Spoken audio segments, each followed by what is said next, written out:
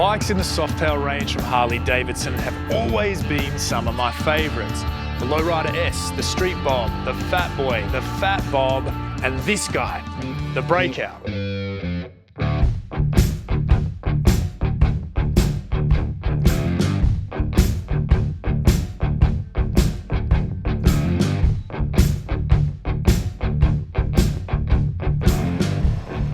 The Softail name comes from the frame being in two parts, the suspensions under the seat making the tail soft, as opposed to a hardtail which has the frame in one piece, making the tail hard.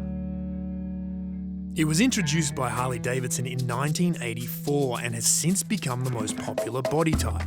The coolest thing about the Softail line is that the suspension is hidden. Your bike maintains that chopper hardtail look while allowing you to ride it for longer than 10 minutes without having to walk like a cowboy after. Yeah, this thing's got some serious horsepower.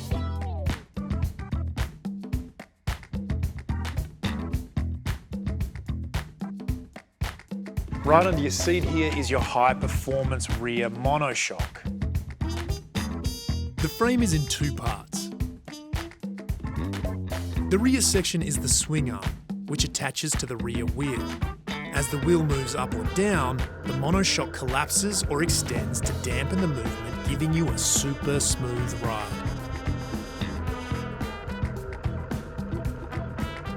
It can be set very easily with your preload adjuster right here, and you just twist it by hand. Or just have a play around until you find the right level of bouncy. No! Do not do that. All the settings are in your manual. Read it before you get out on the road.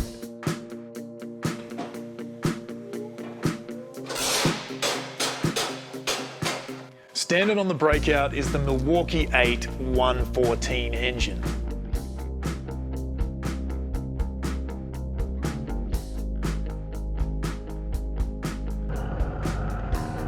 It's been in the lineup on various models since 2017, and it's a beast.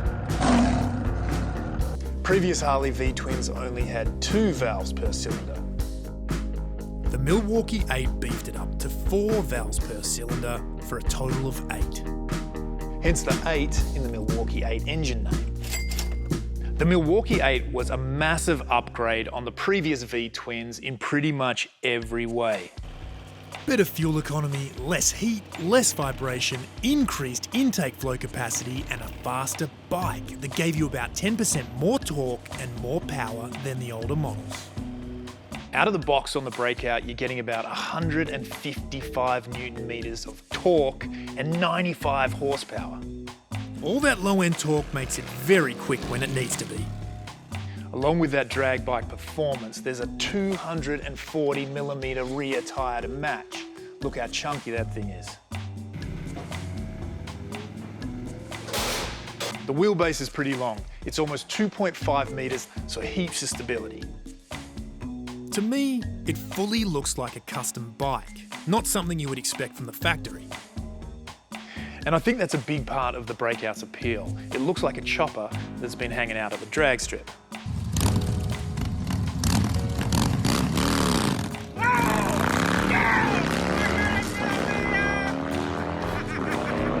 Kids these days, so easily influenced.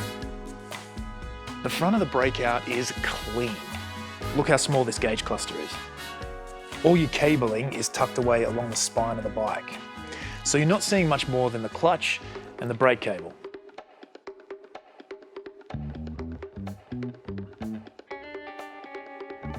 It really gives the Breakout that chopper look, where the goal was to have no gauges or visible wires, depending what you're into.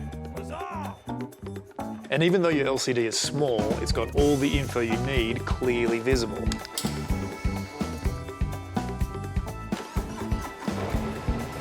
You have access to your speedo, gear, odometer, fuel, clock, trip distance, range, tack, and flickers. And your instrument cluster underneath has all your warning lights. Fit and finish is premium on the Breakout. Just look at that paint. It's beautiful. The factory colours really pop, and I like that there's not too much chrome on there, but it's not a full blackout, so the body is nicely balanced against the paint. And Like all good Harley-Davidsons, the options for customization are endless. But to be honest, it doesn't need anything. It looks so good as a factory standard. Well, enough with the talking, let's get her out on the road. Cue gearing up montage.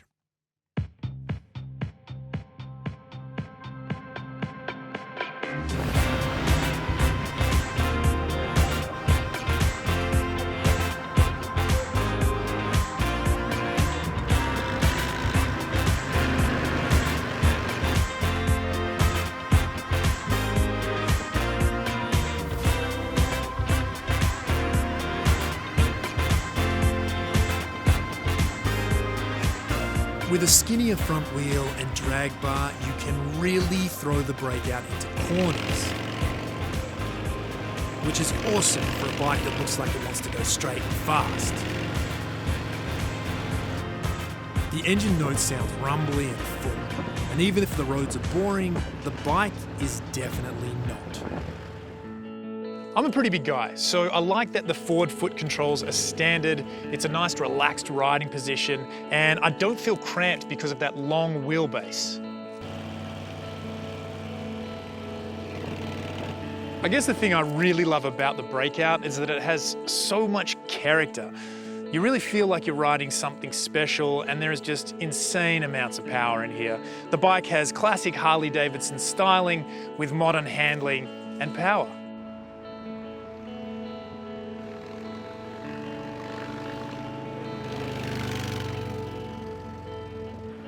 It's no wonder it's the top-selling model for Harley-Davidson ANZ. I guess there's only one thing left to do. Get some. The wheelbase is pretty long. The bike is almost 2.5 millimeters tip to tail. So that's millimeters. The wheelbase is pretty long. It's almost 2.5 millimeters. Meters! The wheelbase is pretty long. It's almost 2.5 meters tip to. Why can't I now?